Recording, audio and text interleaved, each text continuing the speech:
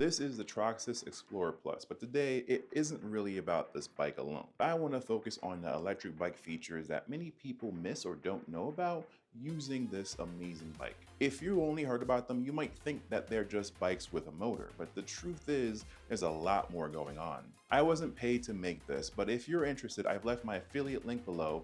It's an easy way to support this channel. Let's start with the power system. Most e-bikes, including this one, give you two ways to move. First is pedal assist. When you pedal, sensors detect the action and the motor power without manual input. On the Explorer Plus, you can choose from 5 different assist levels. Level 0 is the bike itself. Unassisted, it feels like a slightly heavier bike. Level 1 gives you a light push. For me, I feel like it compensates for the weight of the bike. Levels 2 and 3 flatten out most hills. Levels 4 and 5 give you strong help when you need it, especially up hills. There's also thumb throttles. Press it and the bike moves without pedaling. It's useful for starting at intersections, moving through traffic, or taking a break during your ride. And like most e-bikes, the throttle cuts power instantly when you hit the brakes, which of course makes it safe.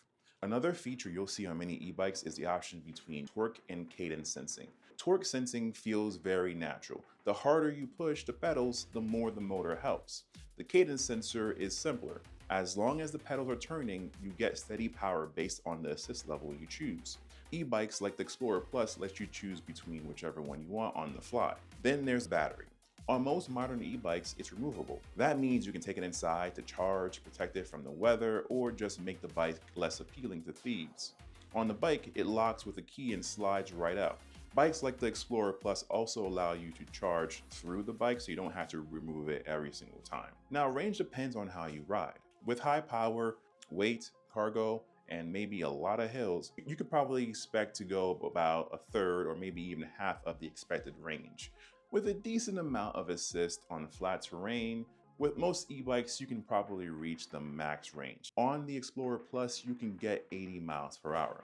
And that's a lot of room for most daily commutes. The display is another feature that many people don't realize e-bikes have. It's not just a speedometer. You get current averages and max speed, trip and lifetime mileage, battery levels, and even error codes if something goes wrong.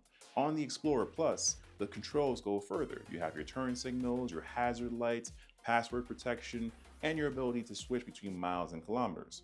Lighting is also built in. You have the headlight and the taillight draw from the main battery, so they can never run out on their own.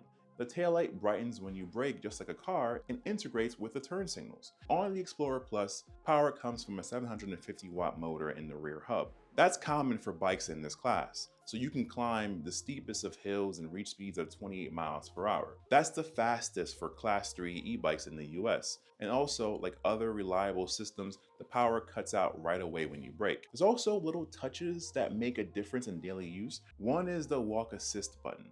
You hold down a button and the bike pushes itself slowly while you walk next to it. It sounds small, but it's useful for moving your bike uphill, up a ramp, across the grassy fields, across the garage, or into storage. Another is load capacity. For the best performance and for you to feel comfortable, most bikes have weight ratings, so you can pick one that's best for you and your cargo. This one can hold up to 400 pounds, and it has integrated racks designed for real weight and not just your backpack.